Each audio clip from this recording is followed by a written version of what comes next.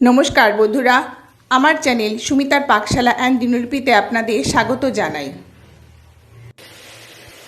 Fried rice করবো। এখানে জল ফুটতে দিয়েছি, 2 চামচ পরিমাণে নুন দিয়ে দিচ্ছি আর একটু চিনি দিয়ে দিচ্ছি, দিয়ে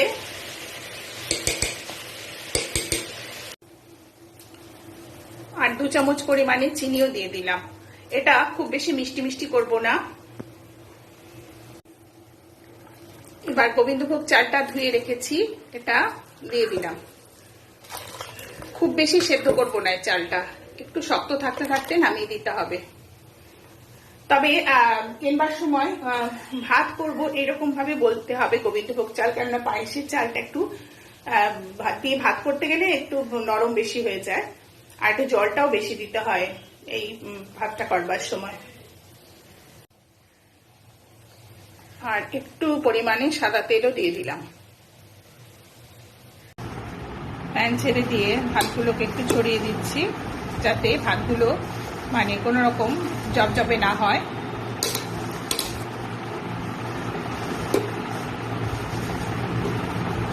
বা একটা বড় ইয়ের মধ্যেও রাখা যায়, বড় থালার মধ্যে ছড়িয়েও রাখা যায়। আচ্ছা, ফ্রাইড রাইস করবো, মিক্স ফ্রাইড রাইস। এর মধ্যে এখানে গাজরগুলোকে একটু লম্বা লম্বা করে কুচিয়ে নিয়েছি, বিনসগুলোকে এই যে একটু লম্বা লম্বা করে কুচিয়ে নিয়েছি, ক্যাপসিকাম, পেঁয়াজ, রসুন, কাঁচা লঙ্কা সবকিছু সুন্দর করে কুচিয়ে নিয়েছি। আর এর মধ্যে পেঁয়াজ শাকও দেব। কড়ার মধ্যে সাদা তেল দিয়ে দিচ্ছি, তেল গরম হয়ে গেছে। এর মধ্যে বিনস আর গাজরের কুচিগুলো আগে দিয়ে দিচ্ছি, দিয়ে একটু ভাজা ভাজা করে নিচ্ছি, একটু সামান্য করে। আমার রেসিপিটা যদি ভালো লাগে তাহলে আপনারা লাইক দেবেন, শেয়ার করবেন, কমেন্ট করবেন, আর আমার চ্যানেলটিকে সাবস্ক্রাইব করে দেবেন, আর পাশে থাকা বেল আইকনটা প্রেস করে দেবেন।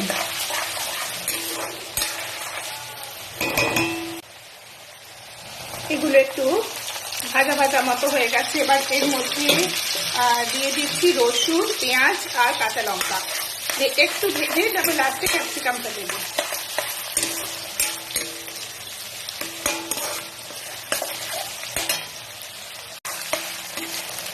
ক্যাপসিকামটা দিয়ে আর একটু নেড়ে নিচ্ছি। ব্যাস হয়ে গেছে আমার এইগুলো, সবজিটা ভাজা ভাজা মতো হয়ে গেছে।